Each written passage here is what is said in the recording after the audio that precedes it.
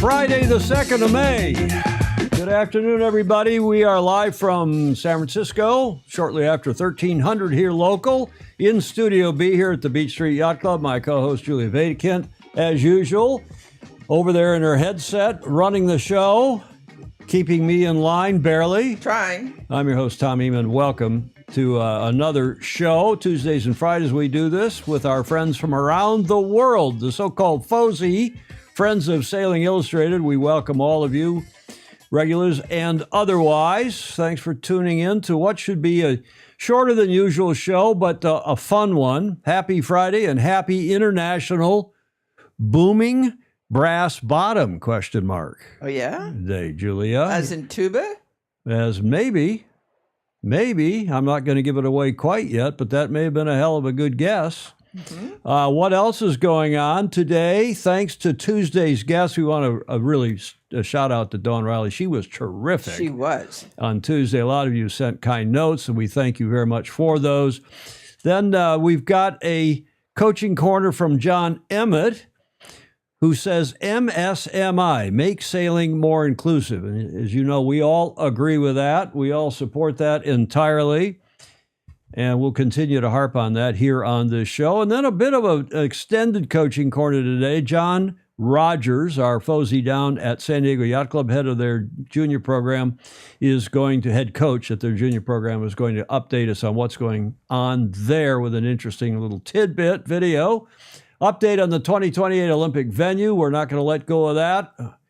And has the San Pedro push petered out? How'd you like that alliteration, Julia? That was very nicely done. And plosives. Good thing we have a good studio mic here and doesn't allow plosives. Its 60th Congressional Cup is underway. They've had 2 days. They're actually into the third day of match racing.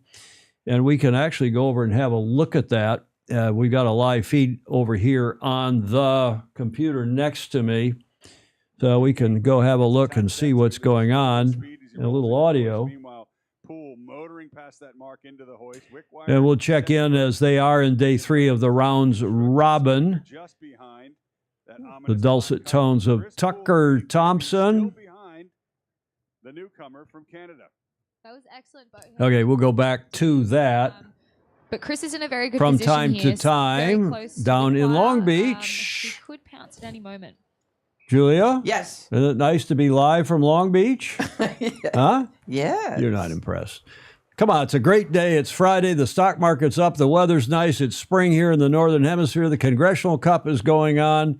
And the America's Cup 38 is the venue machinations continue. And I will have a one here's for you of significant proportions. Yay. I've got what's going on in Greece with 3 different sources checking in. And we'll fill you in on that. Finally, our last leg countdown begins for the world's largest offshore race, Julia. And it's the 100th anniversary of the Rolex Fastnet race. We have a nice little video, another one of those cool videos from Rolex. Day in History, Whiskey Tango Foxtrot, our fantastic FOSI, and more. Let's get into it. Yes. Dawn Riley on the State of Our Sport was our guest Tuesday in show 829. We really appreciate her coming on again. A breath of fresh air. She does so much for our beloved sport there at Oak Cliff Sailing. And the latest project she's got going is this calendar, the racing calendar that seeks to connect the sport. This was the release a few days ago in Scuttlebutt. And I'm just going to read this. A worldwide online calendar called racingcalendar.org has been launched and features all major travel regattas and sailing events from youth dinghies and match racing to Sail GP, offshore, and super yacht series. Oak Cliff Sailing teamed up with technologist Enrique Heredia and his team at addbutter.nyc to source event information using AI and beyond and search algorithms, and create a dynamic searchable tool that facilitates event planning. This is Dawn's latest invention at Oak Cliff. The intention is for the site to streamline scheduling, increase event visibility, yada, yada, yada. We talked about that with Dawn the other day, and it looks like it's a pretty cool addition to the management of our sport. I'm glad she's doing it. Let's hope U.S. Sailing doesn't try to do it. Let's hope World Sailing, which has a calendar, but it's a bit focused on their events and not beyond that. Dawn's, we think, done quite a nice thing with this calendar. There, for example, is the page on Congressional Cup, which is going on this week. Bravo Zulu. Bravo Zuli. Zuli. Where'd that come from, Julie? I think I'm thinking of Julia. Bravo Zulia. Yeah. Bravo Zulu to Dawn and Oak Cliff Sailing on that little episode exercise. Everybody has always sort of said, wouldn't it be nice to have? And she's done it. So well, and there were a lot of nice comments on the show about it the other day, weren't there? Yeah. Okay, now you know where this is, Julia? This is a quick Sail GP update.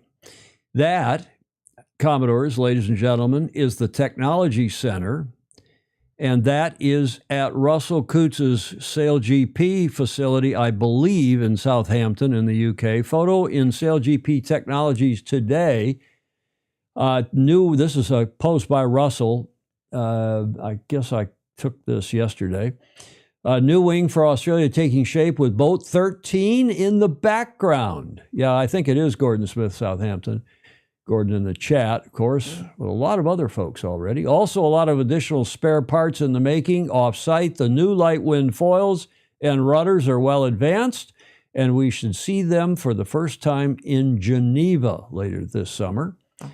Wing repairs going well in, ta-da, thanks to Stingray, who tracked that ship for us to Pensacola, thanks to American Magic, where their facilities there, American Magic's facilities in Pensacola, are being used to do the checks on all their wings and maybe the cross beams as well for the boats, so that Sail GP can get on with it here in June in New York, their next event, because as you all know, they skipped Rio. Yeah. Right? Yep. Okay, Russell, thanks for that update. Thanks, Stingray. And I don't know if you know this gentleman. He is a Fozy as well. He's been on the show any number of times. Yes, he looks strangely like somebody else I know. You think? Yeah. I don't know. I can't imagine who it is. But he is 92. He turned 92 on a couple days ago. They had a nice birthday party for him at Portage Yacht Club, a nice dinner. And he still works all day, every day, managing the club, our family business there in Pinckney, Michigan, outside of Ann Arbor. Tom Sr. turned 92. Nice photo. Thanks, Clark Chapin, for sending that photo along. Portage Yacht Club is about 20 minutes northwest of Ann Arbor. That is the original clubhouse that dates from the 1930s. And that's when it was called Newport Beach Club. And that's a painting, actually, from about 1991, I believe. And the club has, as the racing organization, has existed for my age. It started in the year I was born, Julia. Pretty good year, 1953. Marked by the heavens. Well, I don't know about that, but this is what the club looks like today, on the south end of a 650-acre pond. It's called Portage Yacht Club, an active boating. There are a lot more power boats there now than there used to be. You can see the sailboats in there against the shore and over to the right some more. Portage Yacht Club going strong, as is my father.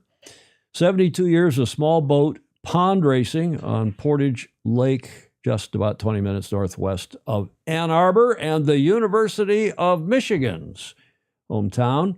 Blake Middleton is saying congratulations on completing a 90-second lap around the sun, Tom Sr. His mom, that is Blake's mom, is 92 as well. Thanks, Alistair Murray, and thanks to all of you for the kind comments. We really appreciate the many comments. Ron Stan, Alistair Murray says, was also born in 1953. Did you know that? No, but I shan't forget it. I shall not either. Julia, we also this week, earlier, not only did we have my dad's birthday, but we had a international holiday.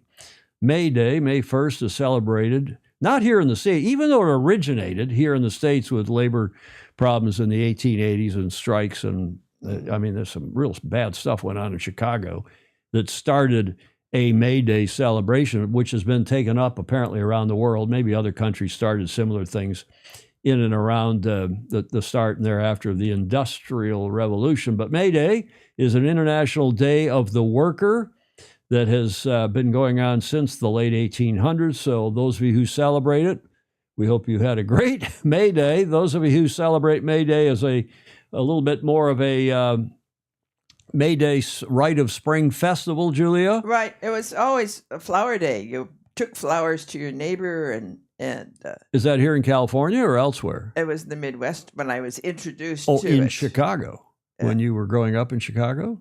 during World War II. Oh, World War II. Okay, well, that's the way it's celebrated around much of the world. And last year we had a bit of a segment from Scandinavia, Sweden, and Norway, and so on. Today we're going to have a quick 2-minute video or so from Germany, Julia, in honor of you and Mario Schumann and our other German friends. Have a look. Guten Tag, welcome to the small city of Weiden, where we're going to celebrate the Maypole Festival, aka Maibaum, in Bavaria, Germany. Now, May 1st is an actual German holiday, so a lot of things will be closed. However, depending on the city that's celebrating, the Maibaum Festival can take place at the very end of April, on May 1st, or right after. So why are we celebrating May Day? What exactly are those guys wearing? And what's up with this maypole? All very valid questions. Let's take a closer look.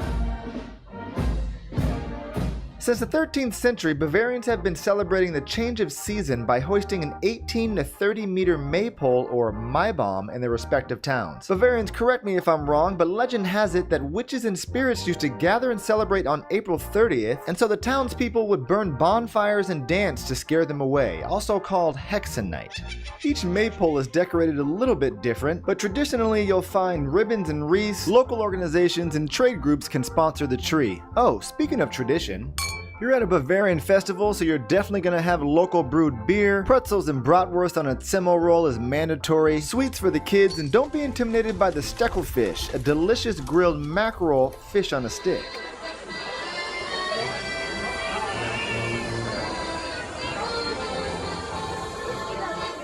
After getting your food and beer, make your way to the main event, the rising of the maypole. Now, depending on what city you're in, the maypole can be risen by man, machine, or a combination of both. This is actually the first time I've seen the maypole being operated by what seems to be a wireless controller. Either way, getting the maypole up is going to take some heavy lifting. Check the link in the description to get an idea of how the pole is raised with smaller trees and a lot of Bavarian muscle power. So where do you even get the Maibaum? Well, have you seen Bavaria? There's trees everywhere. A lot of times the city buys the tree and lumber from a local forest owner, or the owner sponsors the maypole itself. In some traditions, men will set up a small Maibaum in the yards of their lovers. Once the maypole is up, that's when the festivities begin. In Weiden, we saw women dancing in their dirndls, while the men pull out their finest leather and their lederhosen. Funnier traditions include pranking, where one city steals another city's maypole and they hold it for hostage. And the Bavarian thieves don't want ransom money. Well, I hope you learned something today. If you're looking for more local content, subscribe to the channel, and I'll catch you in the next one. You know, The Germans know how to do that. they do, and the Scandinavians too, and the Brits and the Scots, and there's a lot of stuff. I thought we should celebrate, though, a different country than we normally have on May Day. All right. So that's why I saw that video and grabbed it. And of course, Leslie, Meg, and I lived in Germany for 10 years in Hamburg and loved it. We had a really good time there. Ed Worley likes the German beer. And that's, I hope all of you who were celebrating it one way or another had a great May Day, a couple days, well, yesterday, in fact. Yes. I guess 53 was an auspicious year, Julia, because not only was Ron Stan born, but Alan Long says he was born in December. Mm-hmm. So he's a month younger than I, apparently. Ed Worley was, he's talking about May Day as well. And the Czechs celebrated, Gordon Smith said he had my beer and bratwurst at Easter. It's to be recommended. It actually sounds good. To be recommended. Yeah. Okay. Julia, what are we celebrating today? You had it right at the top of the show, by the way. Well, it's big fat brass, which has got to be tuba. Tuba. In fact, there is such a thing as International Tuba Day, believe it or not. How could we not celebrate that? I'd never heard of it, but it's underappreciated and often mocked, like the tuba itself. The tuba provides an essential role as a bass in a wind or marching band, and concert bands for that matter too, orchestras. So dust off your tuba or go see a professional. These amazing performers really are underappreciated, and International Tuba Day gives recognition to them and all the struggles they face in the pursuit of their art. What struggles, you say? Well, let's start with the image that the world puts forth, the big, heavy man with the big, heavy instrument puffing away on it with his cheeks like Yeah. bellows. Yes. Do you believe that? Yeah. I don't know. I don't know. That's typically the first vision, and it often underscores the sheer lung capacity necessary for playing such a... You can read it. No, I was just going to say, now we know why you have your glib tongue. Tommy the tuba. We'll get to Yeah. that. Playing such a bombastic instrument. They're also seen as having little to no personality, these tuba players, No. which is also true, which is just utterly untrue according to Days of the Year. Playing such a lumbering instrument requires a significant amount of personality to make the performance bright and interesting, Julia. You succeed at that. How do you know? I've heard you. You heard me play the tuba. I have, in fact, once here in a German Oompa band here in San Francisco, but I grew up playing the tuba in high school and beyond. That is true. And thank God there are no pictures of that Tommy the Tuba, as I was called by my beloved late mother and others. But other people besides men and fat men play the tuba. Here's a lady in an orchestra somewhere with a very fancy Czech. I had a Czech tuba growing up in high school, very fancy tuba. Now that, not to be confused, the tuba on the right and the euphonium, which is a smaller version of the tuba, more like a baritone, Yeah. on the left. This is Tuba Illustrated today, Julia. Yes. And then we're going to make a sailing connection here. That is the brass, what? Sousaphone. It is the equivalent musically of the tuba, but in a marching band or in a Dixieland jazz band or elsewhere, the big bell there at the top facing out projects the sound better than the bass going straight up from the tuba. And that big brass sousaphone, which dates from the early part of the last century, is very heavy indeed. And thank goodness they were replaced, at least by some schools, including my Dexter High School, with fiberglass, thanks to the boating industry, World War II, and the Owens Corning and fiberglass. I knew there was a sailing connection. There is a sailing connection indeed, and there is a fiberglass sousaphone, which is indeed much lighter than the brass sousaphone. I'm sure. Much lighter. Gordon Smith, they're back and forth about finger wags already. I hope it's not about the sousaphone. Julie, do you want to hear what this sounds like? Sure.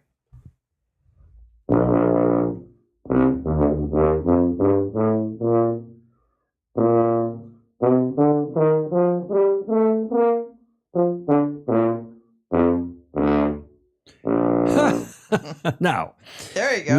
let the world know, those of you who are not maybe tuba experts or keen musicians, the tuba has the greatest range of any orchestral, well, of any wind instrument, I should say, wind instrument, 4 octaves. So, now that guy can play, that video goes on, I cut it off, thankfully, but he plays in 3 octaves, which is amazing. Yes. I could play in 2.5 octaves, I suppose. But a really superb tuba player can play 4 octaves on that instrument. I can tell you're impressed. Well, I am. And your embouchure, which of course is the mouth, and how the mouth with a reed or with the mouthpiece, but you do not do with your cheeks out, No. unless you're a famous jazz trumpeter and you can do what you want. I've then. often wondered about that. Because it's much better for your embouchure not to puff your cheeks. We were always taught to Yeah. not do that because it affects your mouth. Why are we talking about this on a sailing show, Julia? Because it's fiberglass? Yeah, David yes. James asking, would carbon be legal? I believe there are carbon sousaphones at this point, but I'm not 100% sure. Hamish Ross asking, why would you play fiberglass unless you wanted to cheat? Now, that's the good question. And of course, that's a reference to what? 1987. 7. America's Cups, when the Kiwis, Hamish's home country, built 3 fiberglass, right? Yes. Plastic Fantastics, as they were called, Right. for the 86, 87 America's Cup in Frio. And Dennis Conner said famously, why would you build a fiberglass 12-meter Unless you wanted to cheat. unless you wanted to cheat? And of course, those boats have since been cored. by, they've subsequently been sold and they've been used. There, a couple of them are on the east coast of this Yeah. country, I think one in Europe. And they weren't necessarily class legal in 86, 87. So shall we just leave it at that? Shall we leave it at that? Yes. It's not the start we expected for a short show. We want to know about the Greeks. We'll get to that. Clayton Embley, thank you for that. So I assume carbon is possible. I don't know. But the sousaphone, the glass sousaphone doesn't sound as good as the brass sousaphone. Have we talked enough about sousaphones and tubas on International Tuba Day, Julia? Until we forget. Until we forget? Yeah. You promise? We are also celebrating all of you who tune into this show regularly, who support us with a few bucks or more per month. And we got a $500 contribution this week. Yay. From a senior serious person. We appreciate that very much.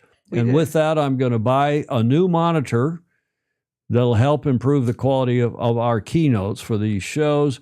Patreon.com/join/Sailing Illustrated. We would appreciate very much any contributions, large or small, or a check in the mail, or a Zelle, or what Clayton Embley sometimes sends us, which is a bottle of his bourbon cream, Julia. Do you want some of that in your coffee today? Or do you have an eye doctor appointment later this afternoon? Yeah, I do. Huh? I do want it, but I shouldn't have it today.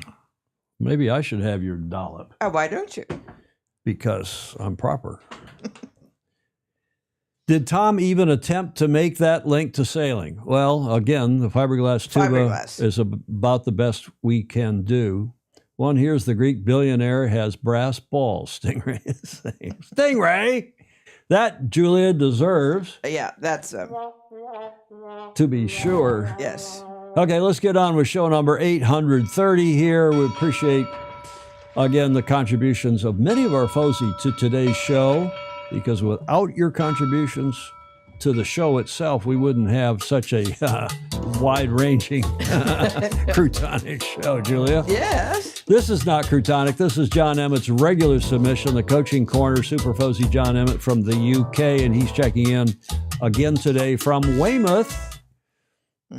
Hi, Tom, Julia, and all the Fozy. Welcome to Weymouth. In the back, we have the Nove Fort, and this area which I'm standing on is where I happened to bump into the one and only Alistair Murray, but it's also where we had the viewing for the 2012 Olympic Games. So actually this time of day, I think it's absolutely beautiful.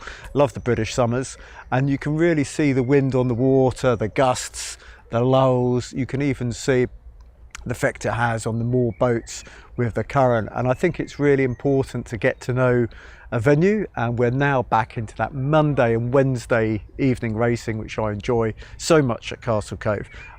If for nothing else, it means I've got a guaranteed 2 good socials every week, and I don't have to cook myself dinner on a couple of occasions. And that making it accessible is really important. You know, we get dinner and a pudding, that's to show it's live, for under £10, and that just removing the barriers. I mean, there's some wonderful yacht clubs out there that do better food than you'll see in a lot of the restaurants I go to. But for me, I think that the key thing is that participation. And this particular venue brings back a lot, well, really a lot of memories. And it's funny, they say as you get older, time flies past. It definitely doesn't seem nearly 13 years ago.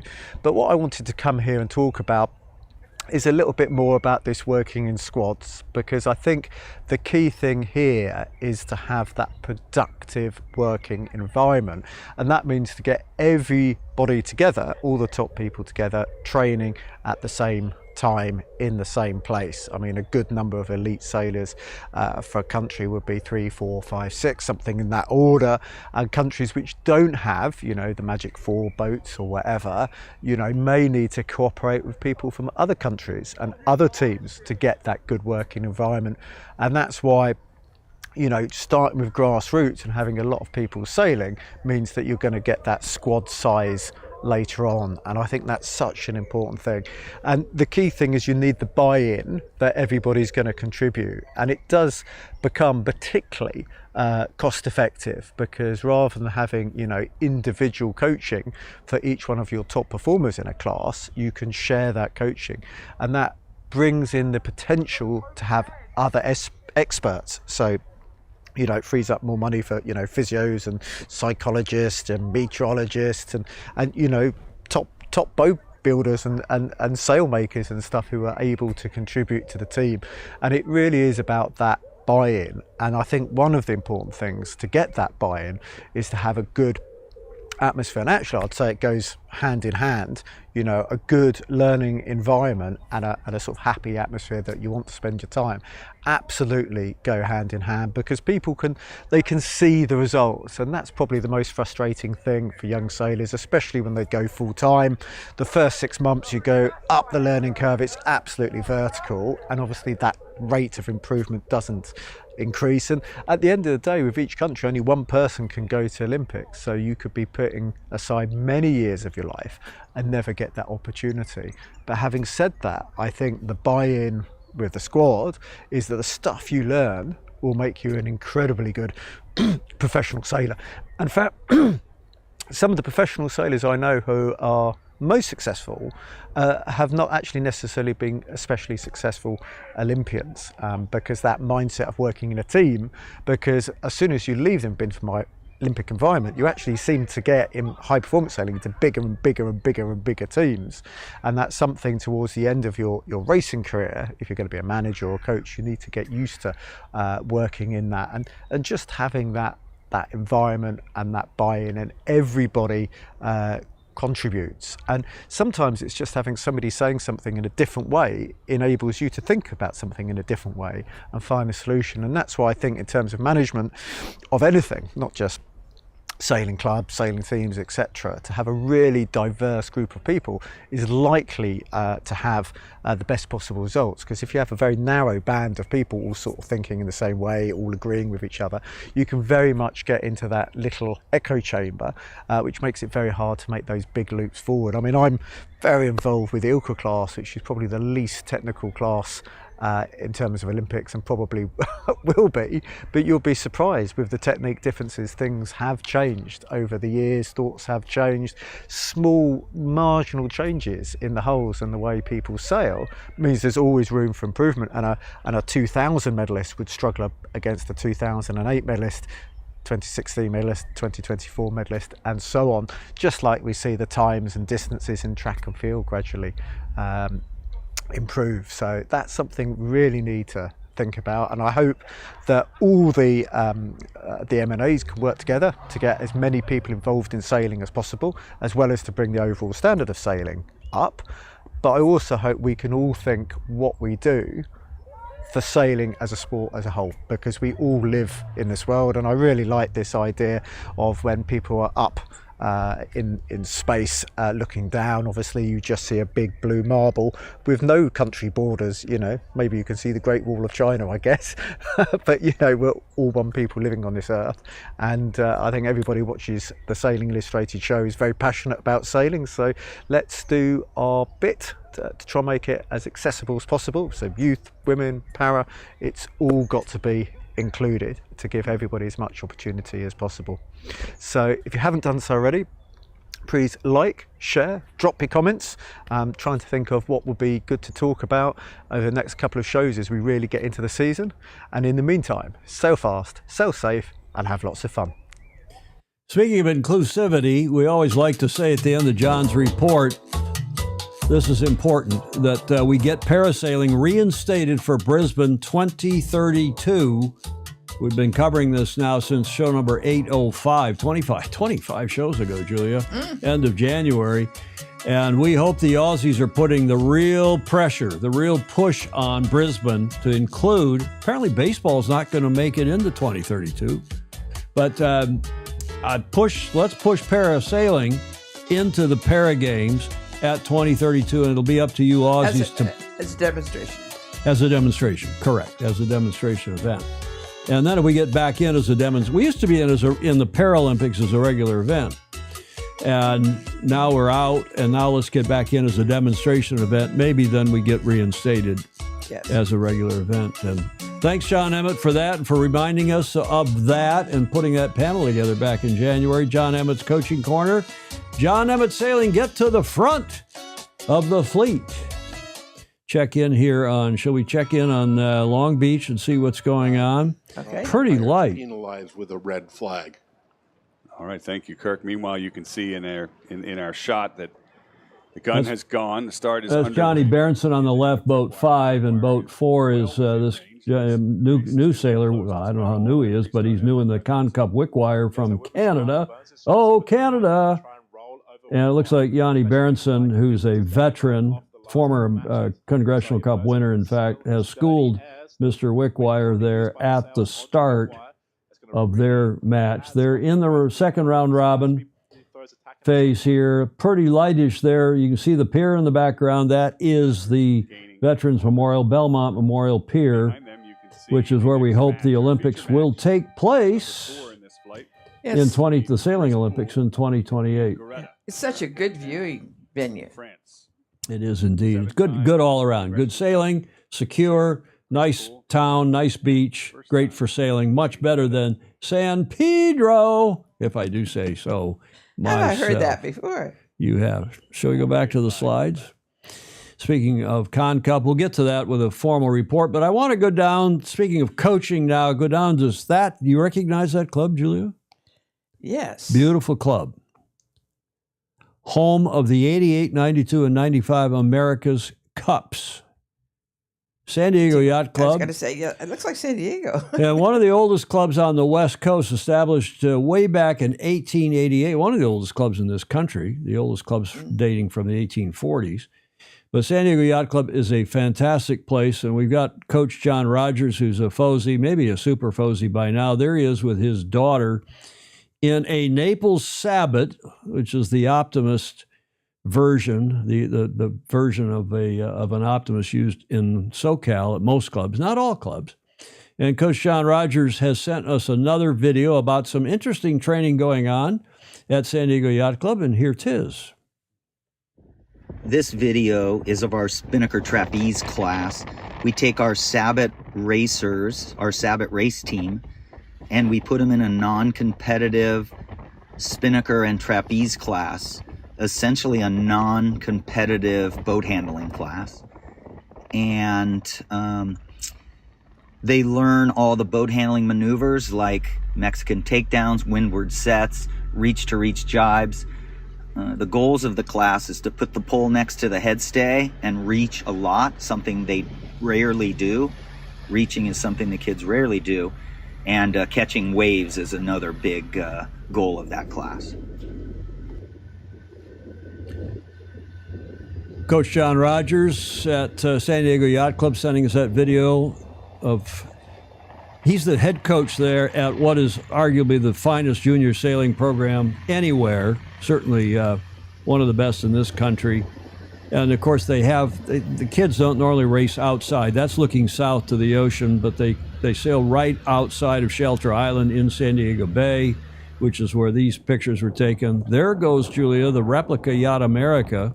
They're now back inside Shelter Island, headed to the yacht club back in the evening. I guess this was shot yesterday. John Rogers in San Diego Yacht Club. By the way, I put a video up on my Facebook page this morning. Mm-hmm. I found when I was looking for that picture actually of San Diego Yacht Club, I found a video from, I don't know, why is Jody Shields calling me?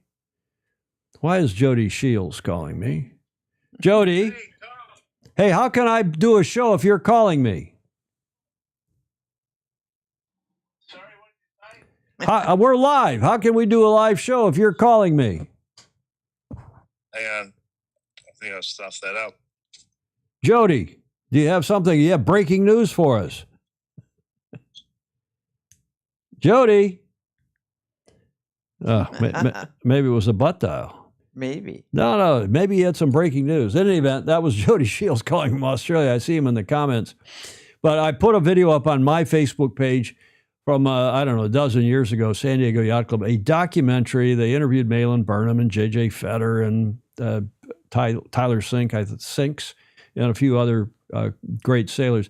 Every club in the world ought to do a video like that video done by San Diego Yacht Club about their facility, about how they welcome kids in. They don't have to be members, welcome kids into their junior program, and on and on and on.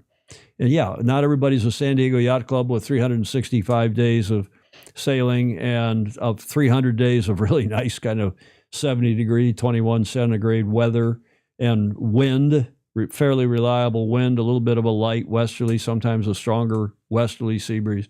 Fantastic club, fantastic video, and we appreciate John Rogers, Coach John Rogers, Fozy John Rogers, sending us that video, second or third one he sent us recently. Mm-hmm. In the comments, Steve Adkins says that they were pulling boats this afternoon in Essex, the end of the frostbiting season, and that I guess these Innisetchels, I assume, ended with a DSQ for not avoiding a port tacker in the zone, meaning at a mark. We had an estimated 3 seconds to react. We didn't hit him, or we didn't react, rather, and hit him just after mid-boat. I got a video. Julia. Commodore Adkins having a tough start to their season at what would be in Connecticut. In Connecticut. Lots of other comments here. Look at all these comments. Jody is in Ireland. Maybe that's why he called, not from Australia. He's checking in from Ireland where he's hurling. I wonder what kind of hurling he's doing. Hurling? Well, you know, hurling the sport, which is, taking that big, there's a word for it. Gordon Smith will know, somebody will know. Like a shot put? Yeah, but it's it's like almost like a tree trunk that they hurl. I mean, right? Tell me what they do in hurling, you all who are Anglos. But, hurling is what the kids say when you throw up. Yeah. Oh, that's hurling. I hope Jody is not hurling. That's the one I know. What else here?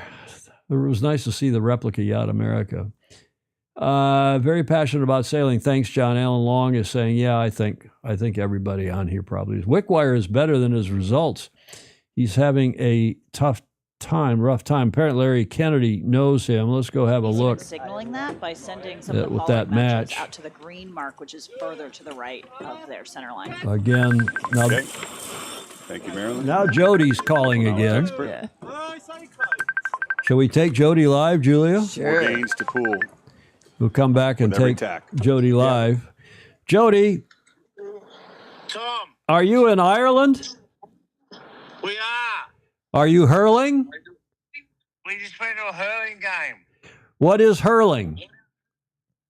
It's a combination of soccer, hockey, rugby. I don't know what else. Bloody everything. Tom, we're here in Ireland, and Ireland's the best place in the world. It is? Well, I think so.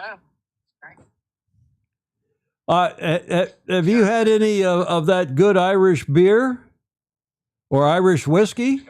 Nah, it's shit. That stuff.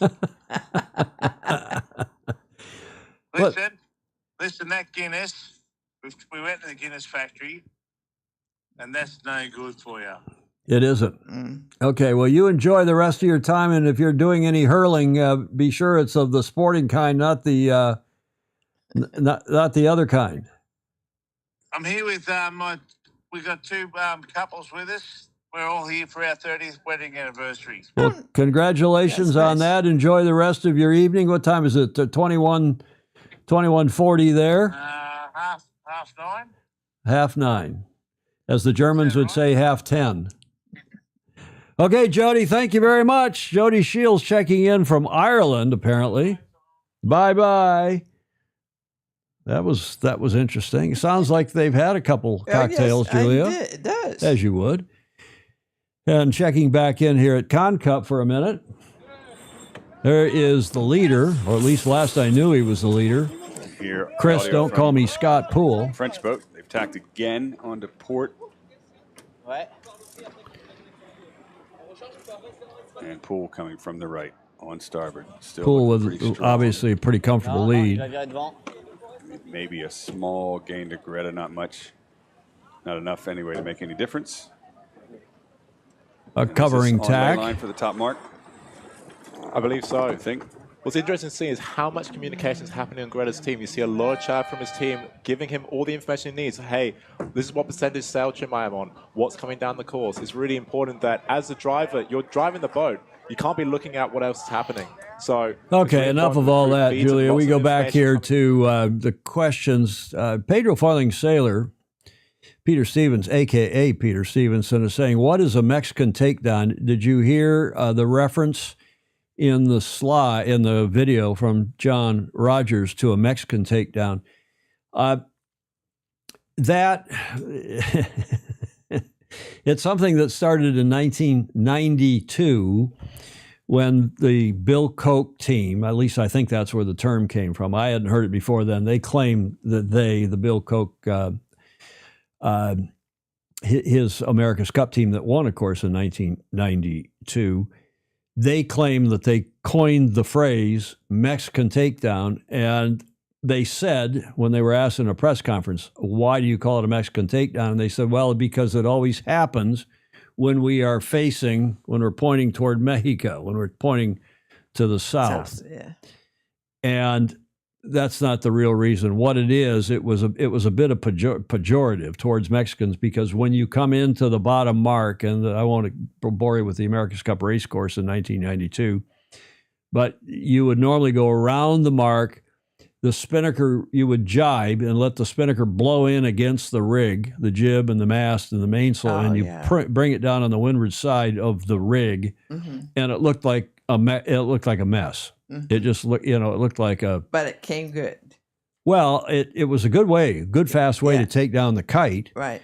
To take down the spinnaker, but it looked like, it looked like your laundry was out on the side of your tenement in, I guess, Tijuana. I guess that was where the Mexican. So it was a bit of a pejorative, even though they said it really came from, because it happened to happen when we were pointing normally toward the south, towards Mexico, racing, of course, in SoCal and San Diego. Hence the Mexican takedown. All it is the jibe takedown, spinnaker blows against the rig, and down it comes. That's the Mexican. Lacrosse with paddles. Oh, Larry Kennedy's talking about hurling. What else here? Lots of comments, Julie. Hamish says it's a Gaelic sport, a bit like field hockey, but far more dangerous. Yeah, and Hamish also says, Tom, you were thinking of caber tossing. Hurling is quite different. Okay, good. I'm glad you all sorted me out. Caber tossing, that is indeed, Hamish, what I was thinking of. Okay, the Z-leg. Yeah, the Z-leg. That was an Ian Murray invention. Didn't prove very well. But it was interesting also to hear John Rogers talking about training the kids to reach, because normally the racing today is windward lured, which is, a lot of people think is boring. In fact, Magnus the Magnificent wrote a blog post about reaching and how interesting it is to do some reaching, which is not all that common at least in dinghy racing and in match racing and so on these days. And the big boats, the Super Series, they go upwind and downwind. You may have a very short offset reach, but I digress. We're used to reaching. Well, that's another issue. We're used to reaching here in Studio B, you mean?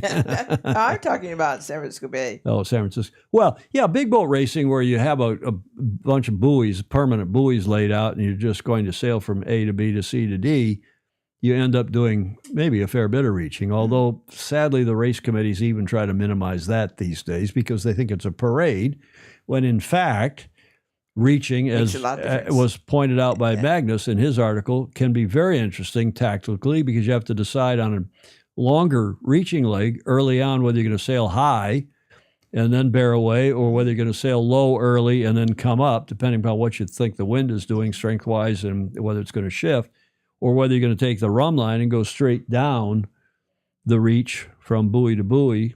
And, it all depends. Alan Long, Mexicans are real fun on sprit boats. Yes, indeed. David James is making a joke, Julia, talking about a reach around. Now, you know what a reach around is? Deserves a wag. Huh? Give him the wag. You know what a reach around is? Yes. Yeah. Do it again. So when you're standing behind somebody and you reach around and you... Oh, yeah? Yes, that's a reach around. You got to know these things if you're coming on Sailing Illustrated. Okay, enough about reaching and reaching around and pulls forward against the forestay. Long Beach is the place for the 2028 Olympic venue. Croutonic LA politicians are still, we hear, although it may be calming down. Hopefully it's going away. John Sangmeister told me this morning he thinks it's starting to calm down, that maybe they're giving up. They should give up. It's Croutonic to go up to San Pedro in the LA harbor. It should be here in Long Beach, off that beautiful beach, off that pier where they are indeed racing as we speak. And that is they're racing the Congressional Cup. That's where the Olympics should be raced, right out there in those beautiful waters where the Olympic sailing was also held in 1932 and 1984 with great success. Do not run the Olympics up in San Pedro, or as we would, those of you who speak Spanish, you would say San Pedro. But ping the World Sailing CEO, David.Graham at sailing.org, and tell him, because they're apparently dragging their feet on this. I speculated during the last show We why. don't know why. Well, I still think that the Chinese have a big influence in the port of LA, and the president of World Sailing is Chinese, and he may be having his arm twisted by Chinese interests to run it here in the port of LA, which would be Croutonic. Do not run Give him the chance. The 2028 Olympics in San Pedro. Run it in Long Beach, and I hope all of you are telling that to your national governing bodies, to your class associations, and especially in and around the politicians in SoCal and in World Sailing. Any other comments on that? Alan Long, aren't they? Yeah, I don't know about all that. By the way, you can also write to these folks. This is the LA Yacht Club, which is, and it's a nice club, based in that LA Harbor Basin and in San Pedro. And LA Yacht Club Commodore Marjorie Irvin, Commodore at layc.org. Somebody should be grabbing her by her hair and her scarf and saying, Commodore, you get on board with Commodore Lisa Meyer at Long Beach Yacht Club. The two of you tell everybody that the best place to do it is indeed in Long Beach, and that you, the LA Yacht Club, support having the Olympics in Long Beach, not in San Pedro. She may not have the option. Well, she might. I mean, if she's a leader of men and women, there's her board next to her. Her board depends what her board thinks. Well, she should tell her board what's the correct thing to do. Yes. Julia? Yes, dear. Ed Worley says LA is billions of dollars in debt. They will struggle to fund improvements for any of the Olympic venues. Why would China want to hold a regatta in a harbor with none of their ships or containers in it? Yeah, the shipping is way down due to Mr. Trump's tariffs.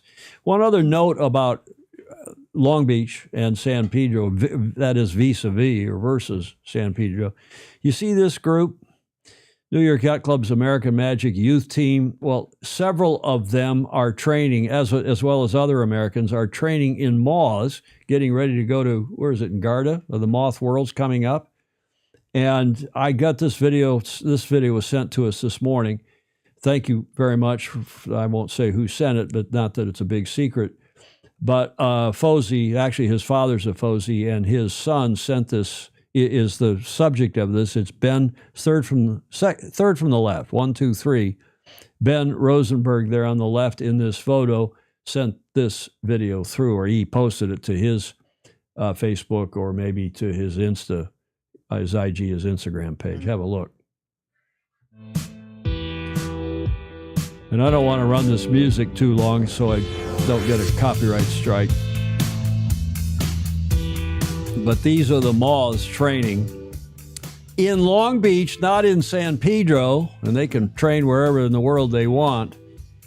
And Ben wrote on his Instagram page, epic couple of weeks training in Long Beach, ! Boats are shipping to Garda now, and I can't wait. Huge thank you to America One Racing, thank you, Julia, for supporting the camp and helping get all the American Moth sailors together. Once again, American One Racing, Paul Caird and that group, Julia, doing amazing stuff. Thanks to Ben Rosenberg. Go ahead. What were you going to say? it's nice that America One really has sailors and experienced sailors at doing this. And money. And money. Exactly right. Thanks, Ben Rosenberg. We appreciate that very much. So another example of why it's better to be sailing in Long Beach. The sailors want to sail there, not outside the breakwater in San Pedro, Julia. Gordon Smith says, I think Jody Shields is planning to go to Lake Garda for the Moth Worlds or Foiling Week. I wonder. And maybe we'll get I think he said he was. Did he? I think so. And maybe we'll get our Super Fozy, the other Andrew Pindar. He's normally there at Foiling Week. Have him send us a report or get us on live with Luca Rizzotti. And Long Beach. Yes, Blake Middleton, thank you for that. And by the way, thanks also, I'm not sure I'll say Guy Briere. Guy, don't call me Guy. Guy Briere is I believe, a past Commodore of Southern Yacht Club, but he's a good old boy from the Gulf Yachting Association and the Southern Yacht Club and that whole area and clubs further east. Sent me this morning at Dark 30. He's a bond trader, and the municipal bonds I won't bore you with all this, but long story short, the municipal bond sale that's going on right now in Long Beach again to retire some old bonds and to raise some more money to do further improvements to the marina. These are marina bonds, they're municipal bonds, but they're specifically for the extensive marina facilities in and around Long Beach, Alamitos Bay, et cetera. Great. And these are actually fairly highly rated bonds, had a good return. And part of the sales aspect of those bonds is that the Olympics are going to be in Long Beach in 2028. So yet another piece of hopefully good evidence that the Olympics are going to be, because obviously they should be. Even the bond traders think they're going to be there. So thank you, Guy Briere, for sending that along this morning. Oops, that's long story short. Yeah, Steve, that's the best I can do at shortening up a story. Speaking of Long Beach, the Long Beach Yacht Club, what a fantastic club they are. They were established in 1929 and, of course, have been hosting the Congressional Cup since the 60s. This is, in fact, the 60th edition of that granddaddy of all these super mega match racing events. It's been going on since the 30th of April, runs through this Saturday, I guess, the 4th of May. No, this Sunday, I was right. 60th Congressional Cup. There are the skippers, Chris Poole from the USA, the defending two-time champ. We're going to see if he can three-peat. We're all watching for that, of course.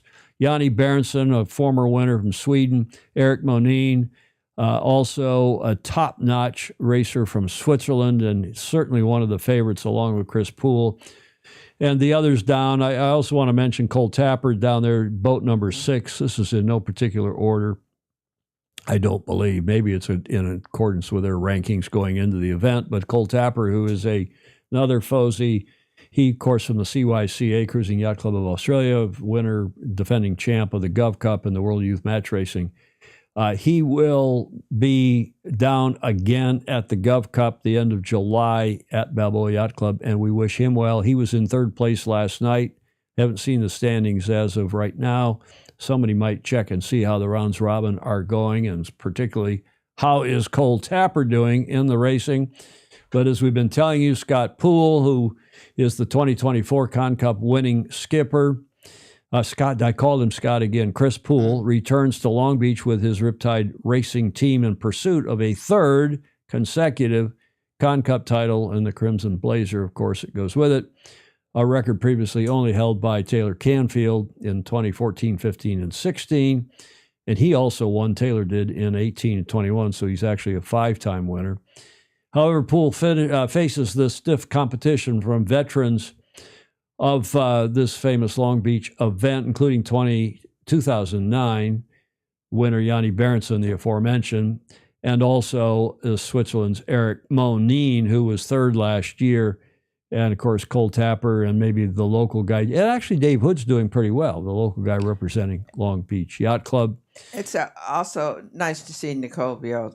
Nicole Briot from our club here, from your and club. She has an excellent record in in match racing. She's a great sailor. She's not doing so well in this series, or at least she wasn't as of last night. We'll see how she's doing. Yeah, Steve Gruber, you got to forgive me. I've explained why in the past I keep calling him Scott, and I will beat that into my thick head that it's not Scott. It's not Scott Poole. It's Chris Poole. I've called it that to him in his face, and he just laughs. I didn't mean to.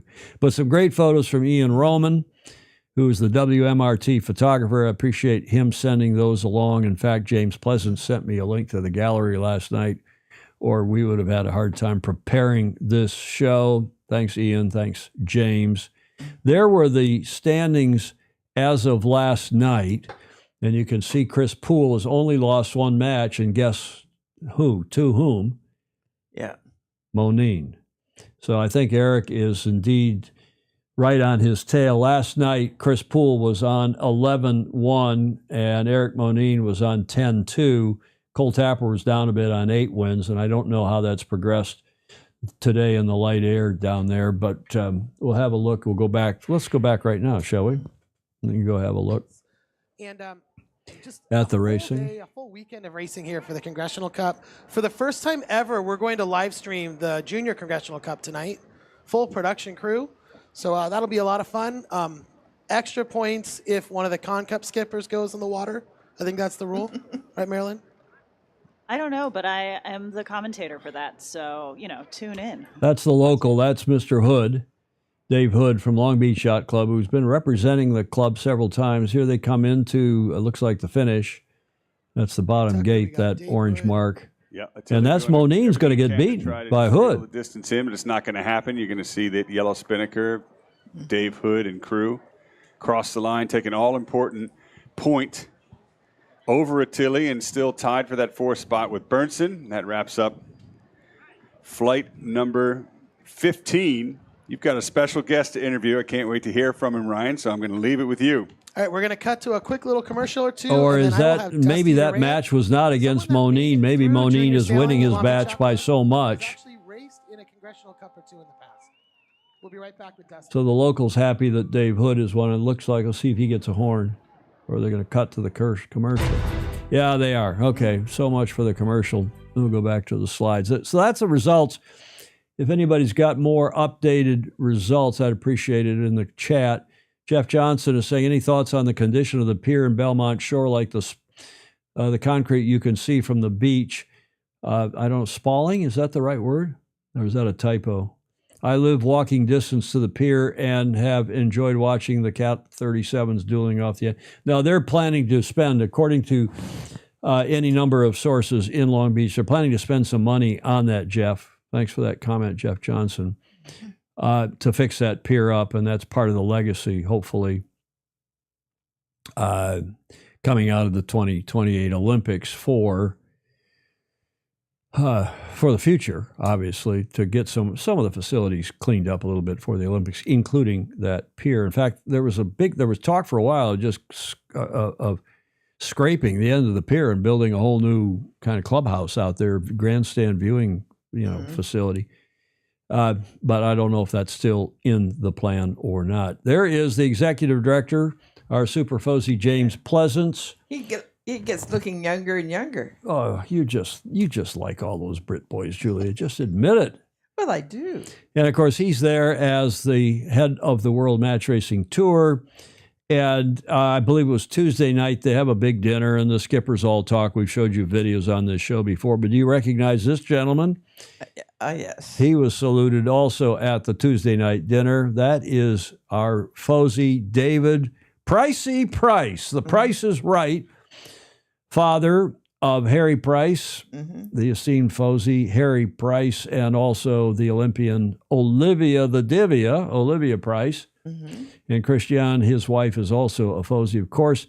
And there was a little bit of a some lightheartedness at I believe this was Tuesday night dinner. Oh, yes. I presented Pricey. This is from the executive director, from James.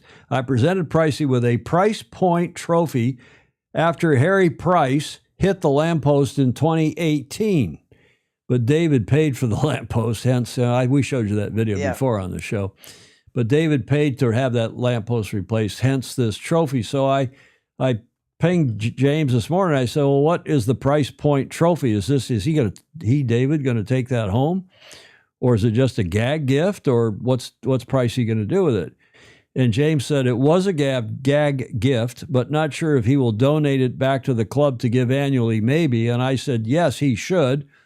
And James subsequently pinged me and said, yeah, give him some heat on the show. I will push him to do just that. Tom Eamon, will push him to do that for the Price Point Trophy for Con Cup Croutonicism, Julia. That's lovely. So, yeah. David, if you're listening or if you're watching in replay, give that trophy back to Long Beach. The Price Point Trophy, donated by David Price for Con Cup Croutonicism. To be awarded annually, I think it would be great. Yes. Don't you, Julia? Absolutely. I also got this slide, this image, this picture was sent to me last night by the Commodore, Lisa Meyer. That is from the Con Cup program in 1988. Apparently they had the umpires dinner last night, and they were all looking at the various programs and talking about the foundation, the formation of judging, umpiring rather, in 1988, this new form of judging, that from the Con Cup program. And there in the lower left corner was one of the umpires, Dick Deaver, a former winner of Con Cup, and the late, great Bob Fisher on the right. I'd recruited him to be one, and just because he would, then I knew, would write about it and tell us if it was good, bad, or otherwise. He was one of our first umpires ever. And the late, great Bill Ficker there in the upper right corner. Ficker is Quicker, who, of course, won the America's Cup 1970, and after whom the Ficker Cup is named. And the guy with the unusually dark hair, it was not dyed, but he was the chief judge and umpire and the person trying to get that whole thing. And you did. Did get it off the ground. And I was, Hamish, I was busy with the Cup in 88. But this is in March of 88. The Cup wasn't until September, as you will know. And I had, by the way, one of the first, those first mobile phones, Motorola mobile cellular phone, and it was the size. Yeah. There was like a car battery underneath it, not quite as big as a car battery. And then the phone mechanism was on top, and it had an antenna, and it had a big handset with a curly cord. And I carried that damn thing around in a canvas ice bag for all of 88, including during Congressional Cup, which was cool to have, but it was a pain in the Batinsky. Commodore, a bit heavy. Commodore Lisa Meyer sent that through. Thank you very much, Lisa. And a terrific Commodore that she is of the Long Beach Yacht Club. Speaking of which, here's the video. Big time. Fishtail, look how close Poole's getting. Dix is in trouble. This year, we celebrate 60 years of world-class match racing at the iconic Congressional Cup, hosted by the Long Beach Yacht Club. Yeah, buddy, 2 in a row, baby. Best team in the world. It's such a huge honor to have my name on that trophy alongside some of the absolute legends of the sport. Obviously, the winner of the Congressional Cup wins the Crimson Blazer. Putting this jacket on last year was something I've dreamed about since I got into match racing.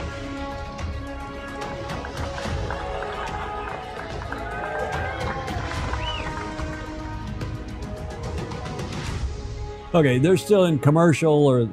They're actually interviewing a gentleman in the broadcast booth there. We'll go have a look at it. Accounting, so it's pretty much and no sailing action at the moment. So we shall carry on here with our show, World Match Racing Tour. And James Pleasant, thank you very much. And also to their sponsors. We got to give their sponsors some credit because they keep this thing going year after year, as do sponsors of all your regattas around the world, and Governor's Cup down in Newport Beach at Balboa Yacht Club, and so on. Peter Taylor said he had a Motorola phone in 1987. The bill was eye-watering, and the service was sketchy, but it was quite the conversation piece. The brick, as Alan Long called it. Mm-hmm. Yeah, the service was great out on the water right off Long Beach. It might have been. Yeah. For Con Cup. It was just, the service was fantastic. And I didn't gab on it. I know you will find that hard to believe. I will. And all of you watching will find that hard to believe. But no, you couldn't afford to gab on it because you'd have a $300 bill. And you probably did anyway. In no time. Well, it was there for emergencies if there was some court action by Michael Fay or something else. Right. you could respond to it. And, if I had to get off the water and go back to San Diego. Okay, Congressional Cup, that's our report. We'll have a full report on Tuesday after we see if, don't call me Scott, if Chris Poole can three-peat. We hope he does. And if he doesn't, I'd love to see Cole Tapper take the win. Wouldn't you? Mm-hmm. Love to see him win. Okay, we'll check in on Tuesday, see how that all went. And by the way, they have live television coverage continuing. They're still in the interview mode there. Continuing through the weekend, tomorrow and Sunday, as they get into the semis and the finals. Julia, what happened this day in history? And a little bit different approach. The week. I'm not going to, what happened this week, but I'm not going to tell you the year. I'm going to show you the video, and you and the Fozy in the chat can decide what year this took place. You ready? Yeah. Okay.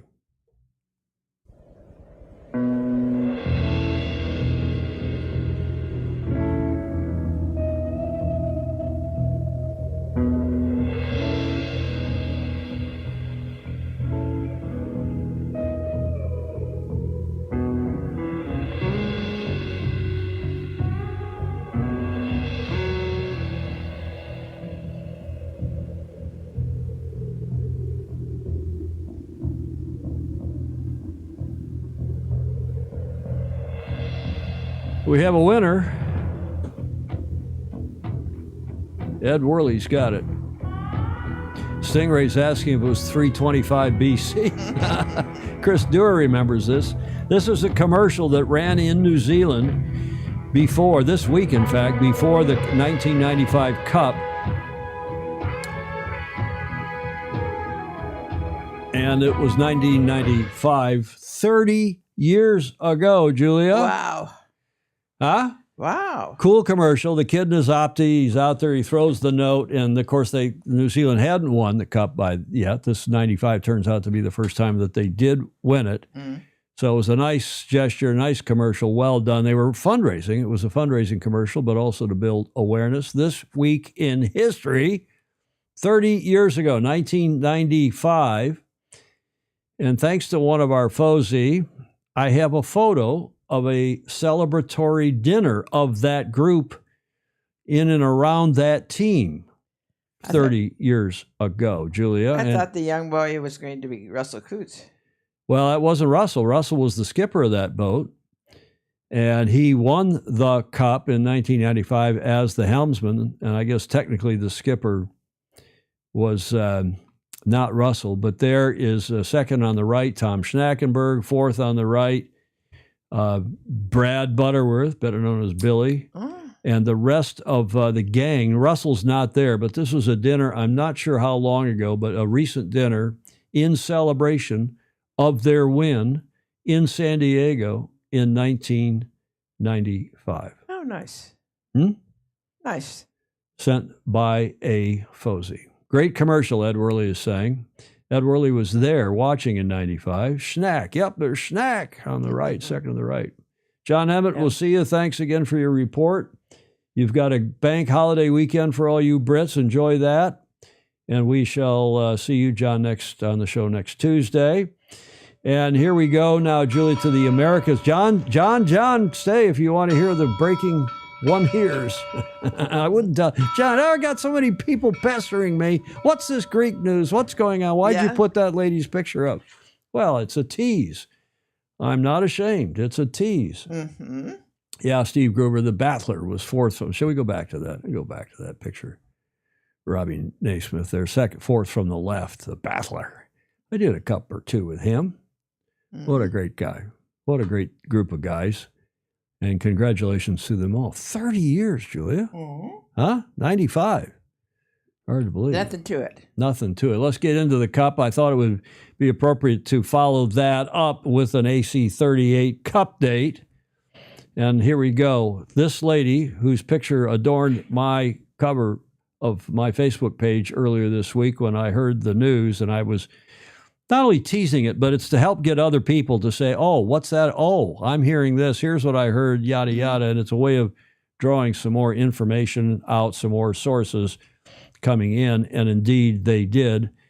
And I have now triple confirmed that this lady, who is Greek, Mariva Grabowski Mitsotakis, Pretty well done. is a Greek business executive who has promoted Greek cultural heritage through her finance and she's a banker of considerable repute, and fashion entrepreneurial ventures.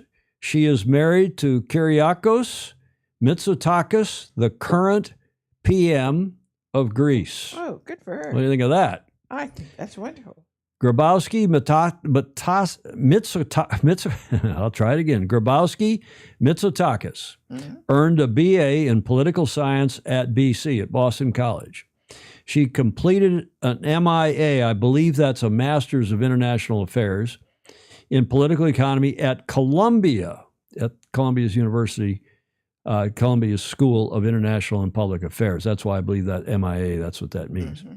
She received an MBA from Harvard Business, where she met her future husband, Kyriakos Mitsotakis, in 1995. So I also posted this on my Facebook page, Beware of Greeks Bearing Gifts, Julia. So you want to know what the story is? Yes. The story is very simply this. Mr. Dalton, as has been reported in the America's Cup press, not much more, not very widely, but it's been rumored, I should say, in the America's Cup press, that the venue has come down to Greece and Italy, specifically Athens and Naples. Not quite so sure about Naples and Italy and all that, but I do know I have sources who have triple confirmed that Mr. Dalton has been there as recently as I believe last week, but in recent days. And this lady, the prime minister's wife, the banker, is pushing for the cup to be there. In fact, Julia, one hears that Mr. Dalton is asking for 100 million euros to stage the event there in return for him bringing the event there, plus venue stuff, venue improvements, plus other sponsors that would come in and help. 100 million euros in return for giving them the venue.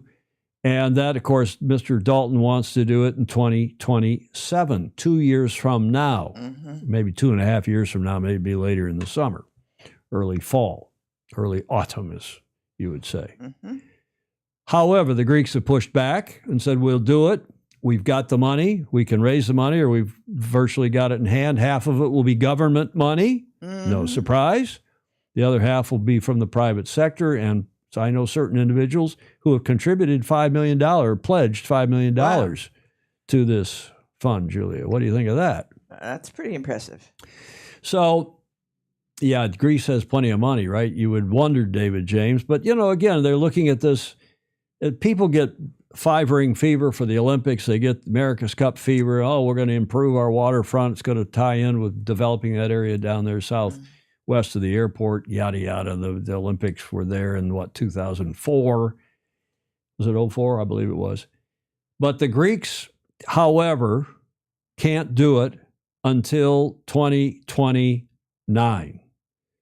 They don't want to do it in 2028 because of the Olympics. They don't want to get clashing with the Olympics. So they said, Mr. Dalton will do it in 2029, or so one hears from multiple, well, I won't say multiple, from three really normally reliable sources.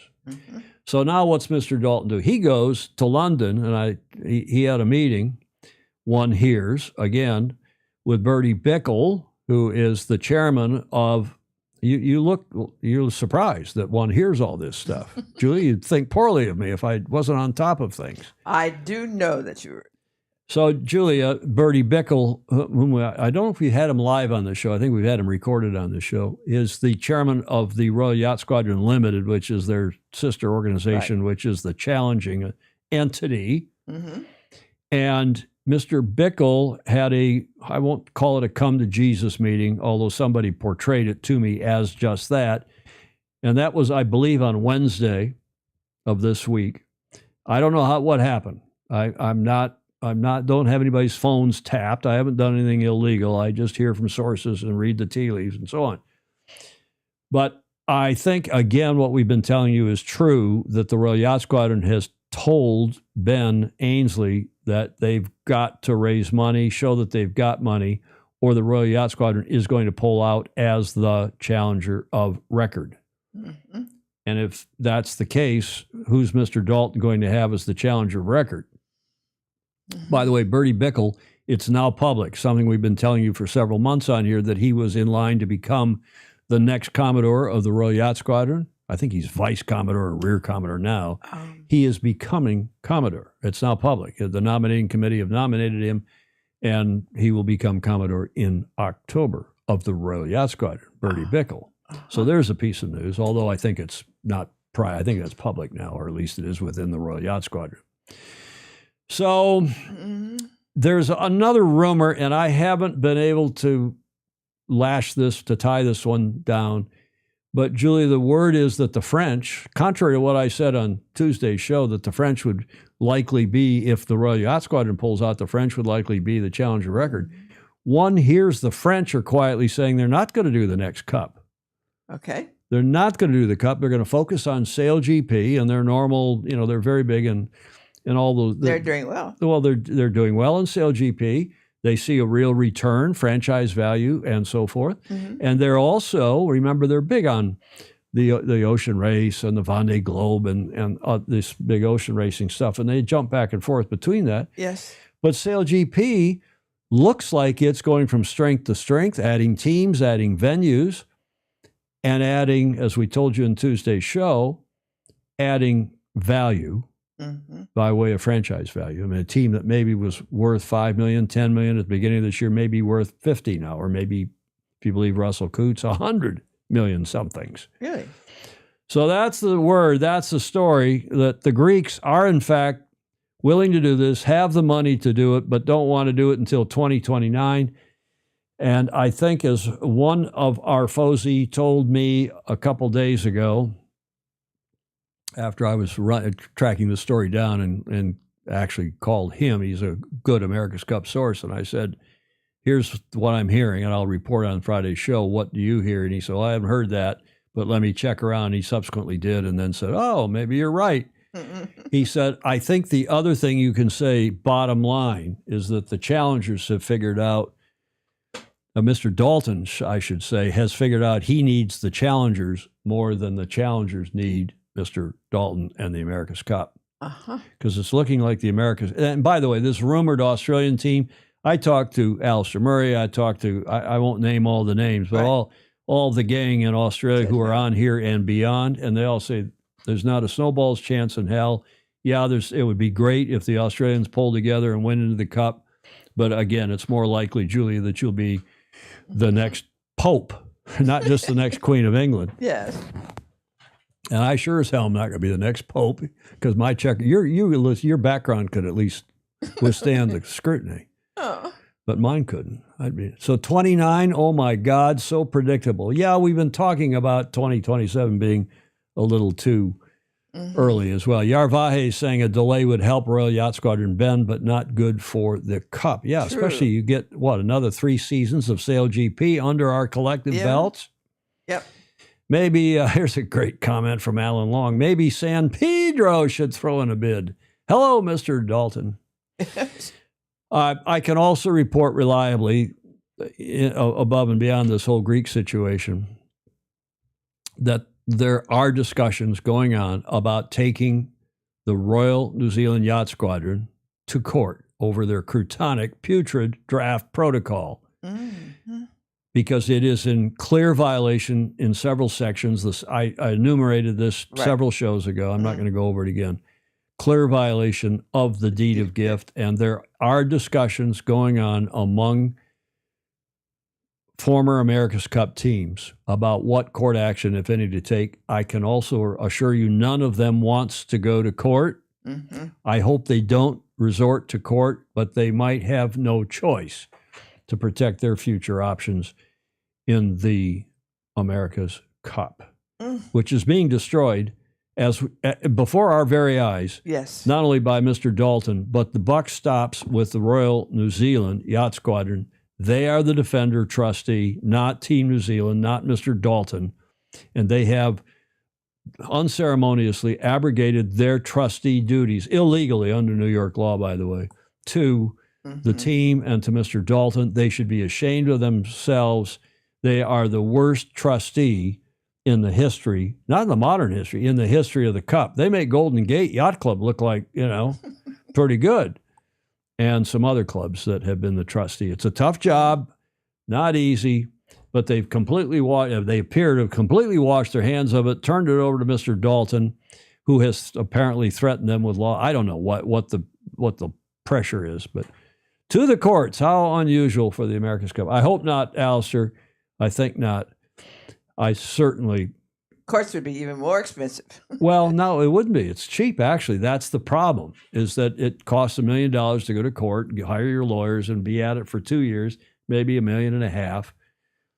But that's a lot cheaper than running an America's Cup campaign for $100 to $200 million and losing again, because you're confronted with a deed of gift, with a protocol that not only violates the deed of gift, yes, but gives you as a challenger virtually no chance of winning. And that's what they're up against. Profit over principles, Ed Worley is saying.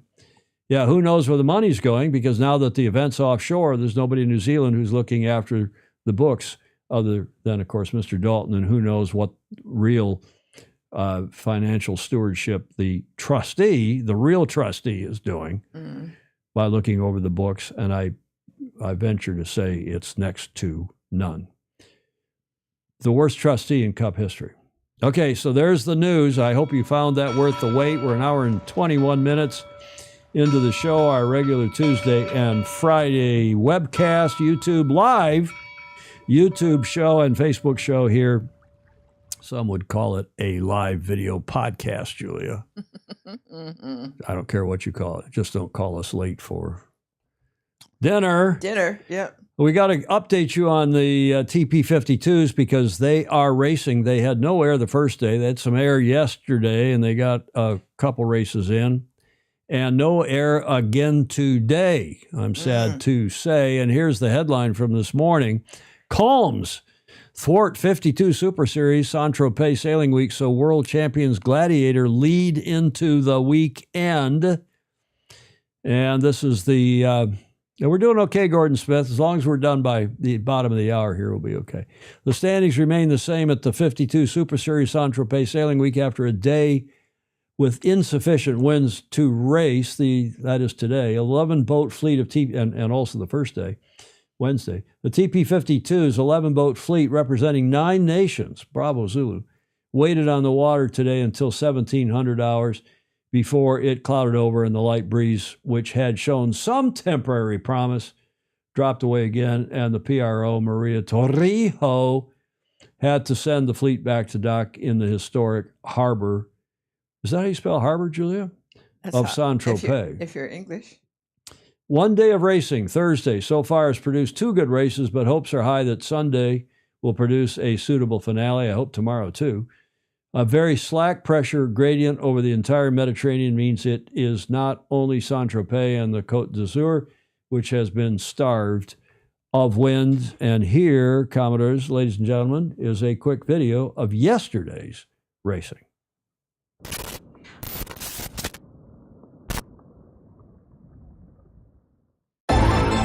Welcome back to Saint-Tropez, second day of the 52 Super Series Saint-Tropez Sailing Week. No racing yesterday, unfortunately, because there was no wind at all. Forecast is much better today. We're hopeful of getting 2 races away. Let's go on the water.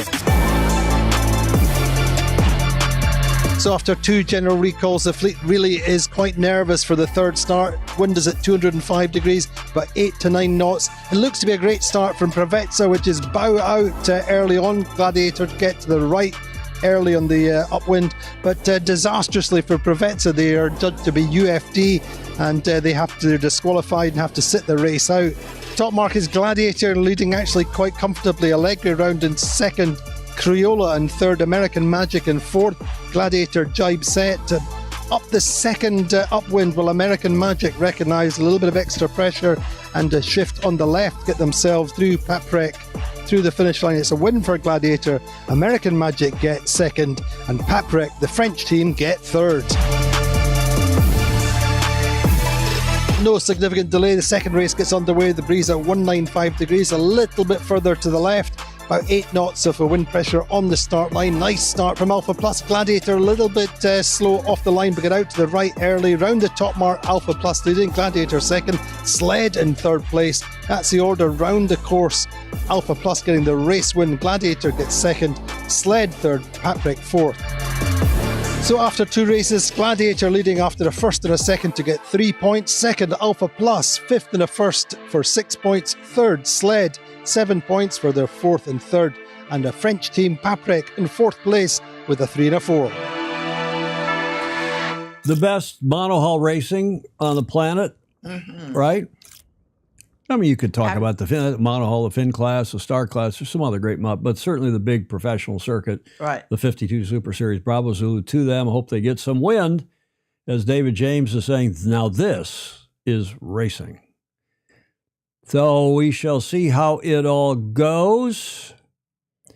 But wind-wise, because it does look continuing to be a bit light, there is the standings. Gladiator on top. We're just repeating the last little bit of that video, I suppose. Alpha second, Sled, Paprec, Vayu, who had a good final regatta last year, and American Magic Quantum Racing are in sixth down through Teasing Machine. So it's really looking like Gladiator is going to win this series if they can keep their big mo going. Julia?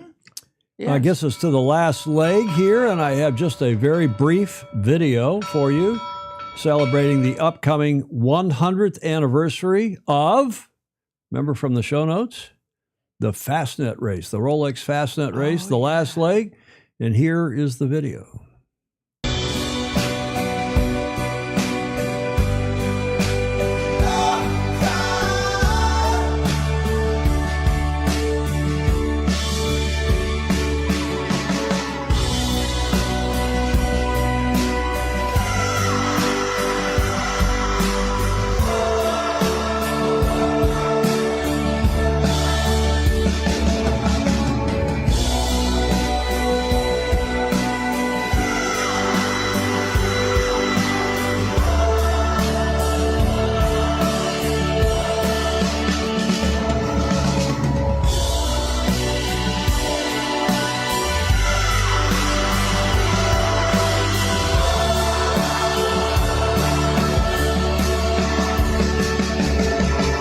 Themselves the largest offshore race in the world. The countdown begins to the 100th anniversary of the Fastnet race coming up here in 3 months. And with the Admirals Cup also happening, there's a lot of excitement in and around the Solent. As Magnus wrote a nice column about that the other day in his Rule 69 on his blog on Substack. Yeah. Nice stuff. So, Julia, that gets us to joke time here in the D block. Are you ready for a couple of jokes? And maybe a finger wag, maybe not. Whiskey Tango Foxtrot, your favorite guy. Yes, indeed. And the first one's political, so turn away, those of you. But, we make fun of Mr. Trump. We make fun of everybody. Trump officially changes the name of the San Andreas Fault. We talked about earthquakes here the other day. So one of you sent this to me. He's officially changing the name of San Andreas Fault to Joe Biden's fault. Huh? Matt Suzuki sent that in from, it says USA. He's originally from the USA. He's now in France. Now, Julia. Yes. Gets a little racier here. Okay. Here you go. All right. One fine sunny holiday on a Margate hotel roof garden. Where's Margate? Is that in Australia? This is from an Australian. Yeah. Of course you needn't wear a bikini and you are covered by a towel, but you're causing a riot. You're lying on the dining room skylight. Julia? Yes. It's clean, isn't it? It is. Huh? Yeah. Your favorite Aussie sent that through, not Alistair. I know he's your favorite too. Pedro Foiling Sailor. sent that through. I thought that was pretty clever. Yeah, it is. That would cause a riot, wouldn't it? Mm-hmm. Yeah, because we're a sailing show with a drinking habit, or a drinking show with a sailing habit, Julia. Mm-hmm. Bob and Steve noticed that no one else was wearing a collar.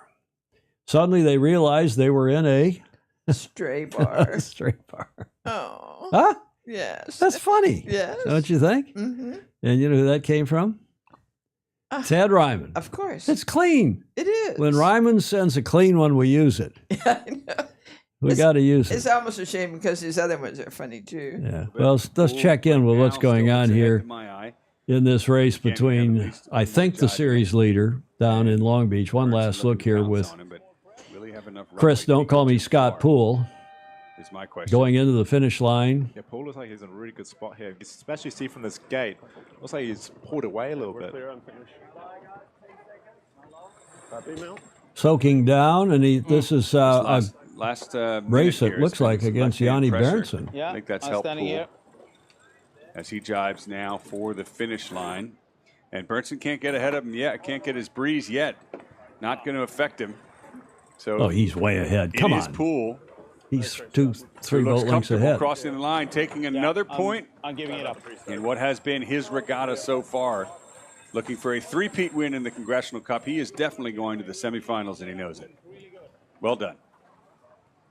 Okay, well, that's Yanni Berendsen, who's one of the other top sailors. Will Berendsen be looking at the hood match to see? So we'll see after the at the end of the rounds robin racing. They sail a double round robin. Then the top 4 teams go to a semifinals. I believe they don't have a quarterfinals. Tell me if I'm wrong, any of you who would know otherwise. Top 4 teams to semifinals, and then the top 2 teams go to the finals. And I think that let's see what Chris has to say. Penalties, and weren't really thrilled with our position, but Joachim did a phenomenal job of putting us right where we wanted to be off the line, which was faster and just to leeward, and we were able to claw up to Yanni. And then at the top mark, we got to the zone without an overlap, and so Yanni thought about sticking it in there, but then at the last second bailed out. And then downwind, Joachim did a really nice job of positioning us against Yanni to keep our air clear. And then on the last upwind, Yanni kept it close with us, and then we slowly split away. And then on the downwind, Joachim just called a phenomenal defensive positioning, and we were able to take the win. Mm. And another match. Okay, we won't cover Chris this, Poole, but this is the final match in this flight for the day. Attili and Garetta. It looks like they're calling it off France. after this. Is that right? Okay, enough of all this, Julia. Let's get you to the eye doctor. Okay. And thank everybody for tuning in here. And that last joke, as we said, was courtesy of Ted Ryman. Julia, that gets us to the finish line. Mm-hmm. And you like to say... Yes, please like, follow, and share. Indeed. Scott Stingray is saying he's making fun of me. He's mocking me. Yes, Chris Poole is so impressive. And comments are welcome, as you all know, even in replay. If you're watching in replay, as many of you do, thank you very much for joining us after the fact. We do go live every Tuesday and Friday at 1300 Pacific year-round. And thank you all for joining us, whether live or in replay. Thank you also to those of you who do contribute via Patreon or otherwise, a few bucks or something in kind to help keep us lubricated here, Julia. Yes. At least you. Got to be lubricated. You bet. Patreon.com/join/Sailing Illustrated. And thanks very much indeed for your support. And also thank you to those of you who gave us audio, video, and images for today's show, including all of these folks and entities. And finally, Julia, what are you going to watch tomorrow? We've got a big sporting event tomorrow. There's a clue on your screen. Oh, yes. I was thinking about this morning as I was listening to that. Think of all the attention that event gets every year. And they have similar kinds of problems as yachting does, meaning that not everybody has a racehorse. Oh, but everybody relates to it. Yeah. Because... they know what horses are. Well, it's expensive, and it's been going on for well over 100 years. Horse racing is one of the oldest sports in the world. Yes. Predates yacht racing. Right. Even. And so everybody relates to it, even if you don't have a horse. Or have you ever ridden a horse? You grew up on a ranch, so you must have Of course. ridden a horse a lot. I rode before I walked. And my sisters had horses. They were, they were kind of glue factory type horses. They were not seen. Oh, my sisters will be mad at me now. No, But they, yeah. they had some horses over at the local Hell Creek Ranch, it was called. Mm-hmm. People love the Derby lifestyle, but I thought you were going to say, Julia, because I think you're right. Alex Kent is touching the nerve here, is that this television show goes on for something like 5-6 hours tomorrow, not just the 2-minute horse race, not even. Right. But they're talking about lifestyle, they're talking about food, they're talking about mint juleps, cocktails, and that whole right in Churchill Downs, that whole Kentucky. They play My Kentucky Home. It's just fantastic. Yeah. It's becoming barbaric, Alan Long says. Well, there's gambling too. Remember, you can bet on your winner, and of course, that's what we have to end this show with. Santa Anita, Derby winner, journalism, now has 72 odds. This is just before the show over. After he was named the 3-1 morning line favorite for the 2025 Kentucky Derby at Churchill Downs, according to the latest available odds from Twin Spires as of 9:50 this morning. I think that's Eastern time. Yeah. So there we go. Big event, and that is at post time is just 3 minutes before 5. What happened to that? Holy, we're already into the... I got to back that up, Julia. Okay. It's just before 5 o'clock tomorrow, Eastern time, so but 2 o'clock here. We hope you have a great weekend wherever in the world you are, and we hope to see you back here on Tuesday. In the meantime, sail fast, sail safe, and have fun. Ciao for now.